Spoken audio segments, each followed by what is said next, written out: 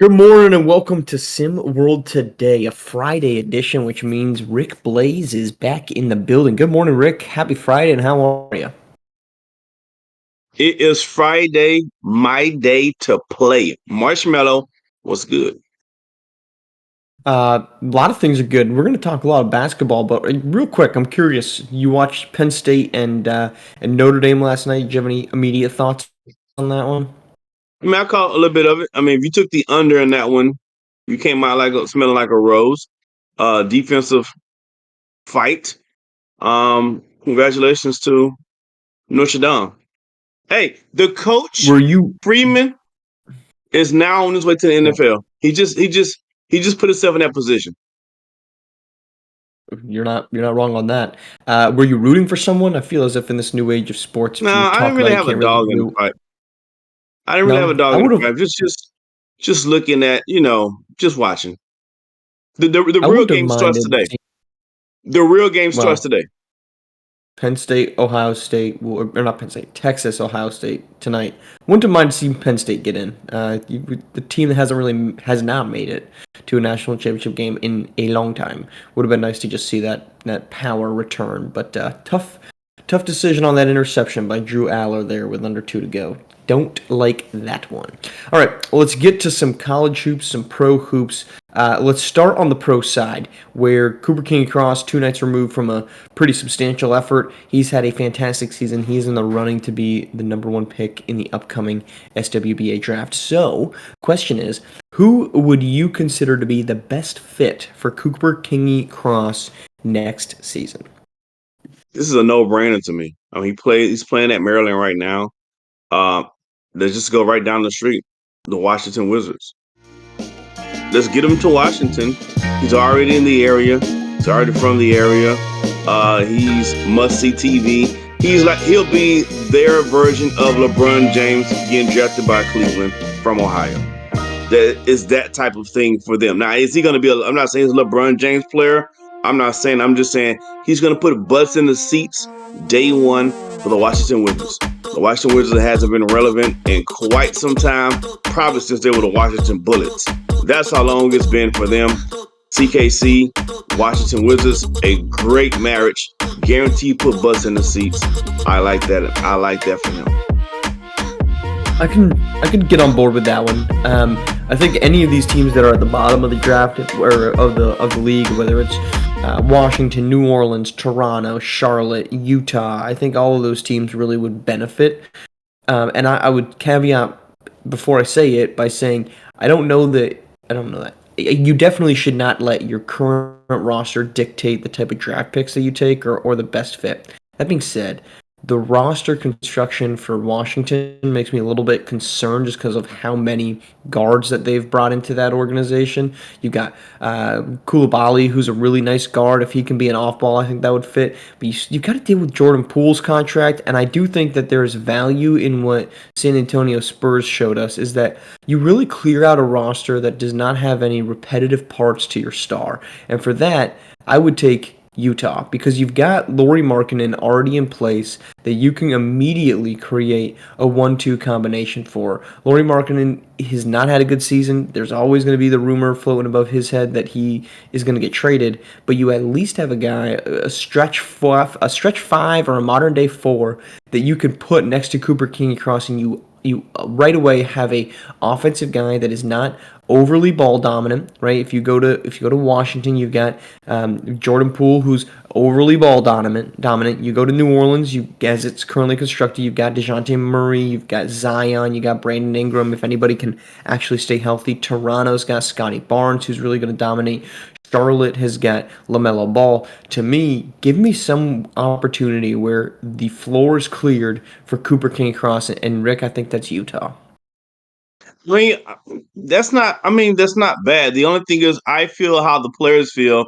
Nobody wants to play for and go to Utah and play basketball. I mean, if you get drafted there, you're gonna get drafted there. You're gonna play, but no one's Lori signing up Markkinen and say, signed the you know what? extent. Lori did. Hmm, stick me in Utah because I want to play 10 years in Utah. No one's saying that. Yeah, but I mean, come on, Rick. We can't act like then. So what? We just get rid of Utah. Nobody No, really wants go to Oklahoma City, but yet for two generations of basketball teams, they have been really good. They've had some of the best teams in basketball. It's Oklahoma City. Oklahoma City is not that big of an upgrade over Salt Lake City. Salt Lake City is one of But the biggest cities in the West. So, but but you Rick, the problem is that you're saying nobody wants to go to Utah. All right, fold the damn franchise then. Get rid of it. If nobody wants to go there, why do we have a no, basketball team we're not there? gonna fold it. But I'm just But saying, you're saying nobody wants to go there, so what's the point of having it now? because we haven't. They're not just Because folding franchise. because They we don't just have it. fold. It's like McDonald's. Once they build them, they don't just close them. It is what it is. We here. We're not just folding franchises. Well, of course not. But I'm saying if to use the argument of saying nobody wants to go to you and have the franchise there at all. I mean, that rig is it's a 1990s take of we only care about the big markets because by that knowledge we should only be sending guys to Miami, Chicago, New York, and Los Angeles. Like those are the only Oh, markets then. I'm not saying that. All I'm saying is, Marsh, no You're saying one that wants to nobody play in wants to Utah. stay in. Yeah, so then why do we have it, Rick? Why do we have Utah if nobody wants to freaking play there? Why do we have the Jazz? Get rid of them then. By that logic point, no I star should mean, ever go to Utah. There but should be a moratorium on stars going into Utah because what's well, that the going to put first on someone there? well, the first problem is they called the Jazz, and there's no Jazz in Utah. Well, I'm sure the Jazz scene is There was a decent, New but you're right. Orleans. I They mean, because was it's a back in New. New Well, Orleans we don't get Jazz. to a history lesson, but where you get drafted is where you're gonna play. Oklahoma City has had a really, really good teams. Notice all of their teams have been really good because of homegrown drafted players. Because no one signed up Well, and then said, you how are know they what? supposed to be whole darn drafted if you won't let No, them go to I'm not. Utah? Marsh. I'm Nobody just wants to I'm asking a play in question. Utah. So then, Nobody. how are you supposed? Then here, I'll get close too. I can do that too. How are you supposed to have guys be homegrown teams in Utah if you don't want to send anybody to Utah, Rick? That's not my problem. I understand where you're coming from, but I think it's short sighted when you look at the rest of the league having its small markets, and Cooper King and Cross would be a immediate attraction. That being said, also Donovan Mitchell wasn't forcing his way out like Damian Lillard did at his end at the end of his time in Portland. Donovan Mitchell was committed to that program and made that organization a successful one. All right, let's keep it rolling. Let's talk about maybe a not so successful one. As Georgetown picked up their third straight loss of the season, the latest coming against Davidson, who themselves were dealing with a two-game losing streak heading into last night's tilt in the 6:30 window. They have now dropped to 10-4, so they have sandwiched a 10-game winning streak with now a 3-game losing streak. Was the 10-game losing streak or winning streak, Rick, a fluke? You can't fluke Mark. You can't fluke 10 games, brother. You can't do 10 things right on accident in life, period. Mm-hmm. I can't have 10 good days in a row on accident. Like, you have to put some sort of effort. You have to be doing things right. They were clicking on all cylinders. Hey, man, it's college basketball. It's ebbs and flows, baby. Ebbs and flows. They win 10, they lose 3, come back, win 10 more. It's college basketball. So I think it's more about the competition and players being players, and they're young men. And some nights they're, firing on all cylinders. They had a good run, and now they, took some L's. I need to shake back and get some more dubs. So it's so much to do about nothing to me. You can't fluke 10 wins. You can't fluke 10 anything. I couldn't accidentally get $10 from you, Marsh. You can't fluke 10 anything. I think you're right. I think you're right. And you look at this schedule that they played, and I can understand where someone's coming from. Oh, they didn't play anybody of note. They played Stanford twice. Stanford's not a really great basketball team. They beat only two top 25 teams in your 10-game winning streak. But to your point, you don't stumble into 10 in a row. You stumble into 3 in a row. You stumble into 4 in a row. You might stumble into 5. You You don't stumbled to stumble somebody's apartment. 10 times. You stumble into your own apartment, but that's a different story. And then you look at their last 3 games, and they've lost to SMU, who was a top 25 team. They lost to Davidson, who is still, in my opinion, is still a top 25 team. They lost 2 games in a row, but Davidson is playing better basketball. And maybe it's just that they weren't number 16 in the country, but they're 23 in the country, 22 in the country. And then they lost to Jackson State, who's got a really good prospect in D. Woodley, who could have big nights. And in that one, they That lost loss by was 3. bad though. Now that loss was bad. That's the worst one. That's the worst one for them. Yes, But that was a bad if loss. you want to call out a fluke, to me, the fluke is that they lost to Jackson State. The not so fluke is that they lost to 2 top 25 teams that maybe they're just not as good at. SMU, we talked about them earlier this week. They're a team that was idle for the last week. Top 20 or the SP top 25 puts them in. That turns out to be the right call because they have now won 4 games in a row. It's a good basketball team. They're number 1 in the American because nobody else has played a conference game, but we're still going to call them number 1 in the American Conference right now because they are 1-0 in conference play before we get going at the end of the month. It's to your point. You don't stumble to 10. I think it's just a product of they played 2 really good teams in the last 3, and their fluke was they lost to Jackson State. What comes next will be big. You've got Richmond. You got Indiana, who suffered a loss of their own last night. You've got Creighton as they begin conference play with that Creighton matchup. This is a unique Big East, Rick. There's not a favorite in this group right now. I think Villanova is the best position now to be the favorite after Georgetown struggles. UConn's really had a tough year. I think Georgetown, you lick your wounds. You say, okay, we did not play 3 good basketball games, especially the last 2 against top 25 teams. Let's get right, let's get going, and let's get rolling once we get into conference play. I think that's the very real future for this Georgetown Hoyas squad.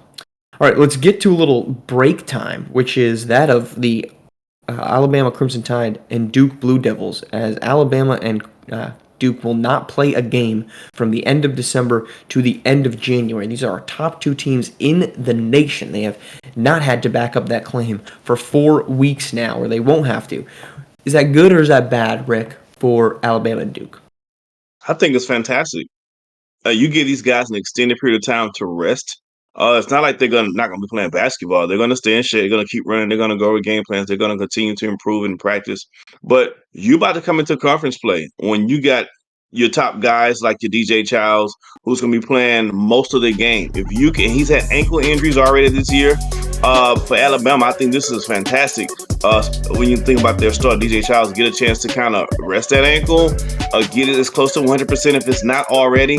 I think when top programs like Duke and Alabama, I don't worry about layoffs because they have the coaching and they have the players and they have the mindset to stay sharp.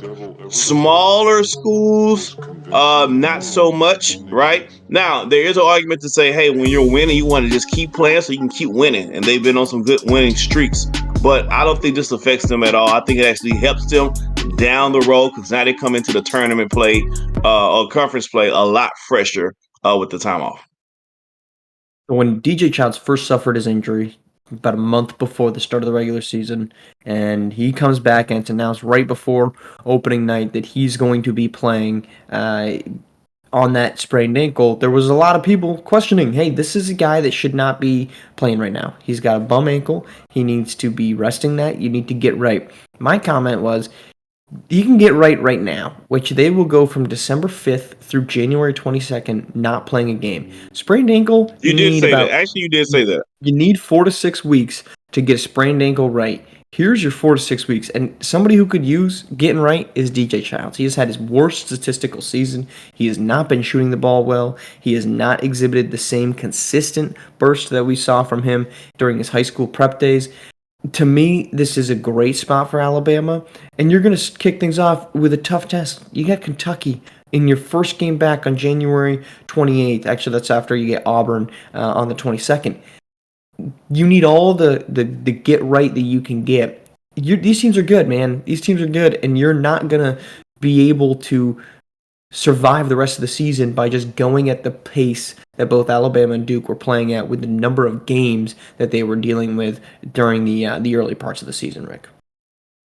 Yeah, I think that, a player like DJ Childs, and you hit the nail on the head, this benefits Alabama greatly, immensely for that. So, I don't do much about, again, if you're, depending on your team makeup, it works out best. But I think with these 2 teams, these powerhouse teams, I don't think it affects them at all. They're going to be ready to rock and roll, baby. All right, we had a full slate of SimWorld U games last night, so let's rip it up. Let's run the tape. Let's wrap it up with our SimWorld U wrap-up from last night. It started with a good one with the UConn Huskies as they hosted Michigan, a 92-86 win. for UConn. Norman Nation leads the way with 23 points for the Huskies. For Reed Redmond adds 19. When UConn's scoring, they are a tough one to stop. Princeton takes on Michigan State. They get the win at home 60-55. Shout out Princeton. Penn, 19 points. They get back on the right side of the ledger. 9-2 Princeton Tigers. Purdue and Virginia battling in Purdue. A big win for the Boilermakers. Bajir Williams leads the way for Purdue with a big night of 27 points and 9 boards, 14-11 from freshman Pierre DuPont. How about Temple? Temple playing host to Penn State. They get to win the Owls 63-61. Home cooking, rolling on in SimWorld U. 19 points from Myron Bilella. 7 boards for him as well. Stellan Binns gets 14 and 9 for the home squad. Indiana suffers a stunning defeat for a Boise State squad that is suddenly getting hot. 79-68 win for the Broncos on the road. 22 points from Carmelo Looper.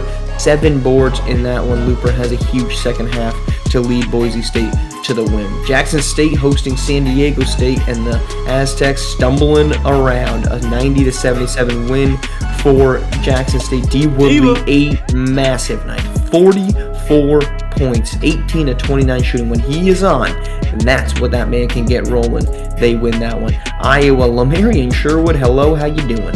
Misses his first 2 shots, makes his next 14 on his way to 28, 9 and 4, 3 blocks.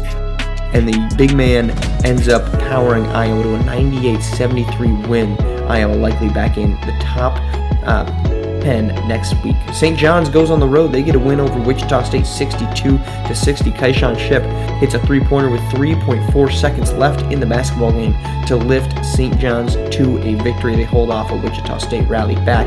And then it's New Mexico taking on Harvard, an 87-67 win for the Lobos. Taz Cooper with 20 points. Ireland early with 17. They hit 5 straight threes to start the second half. New Mexico did in that win. They move now to 9-4. All right, that's our show. We're coming back on Monday. I'm going to tell you right now, it's going to be a big old football edition. We got college football playoffs tonight.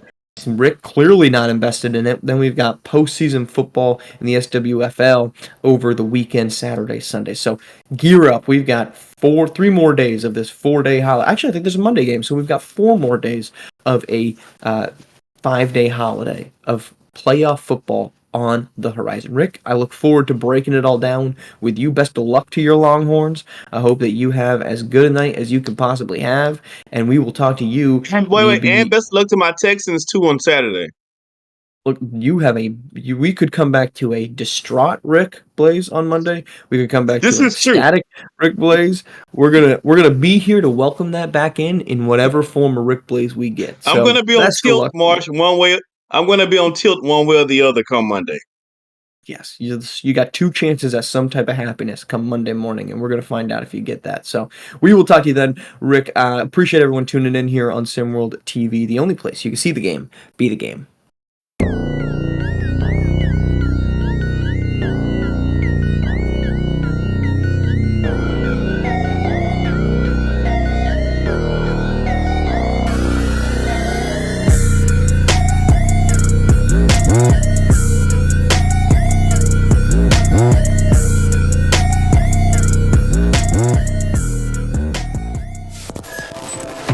This has been a presentation of SimWorld Sports.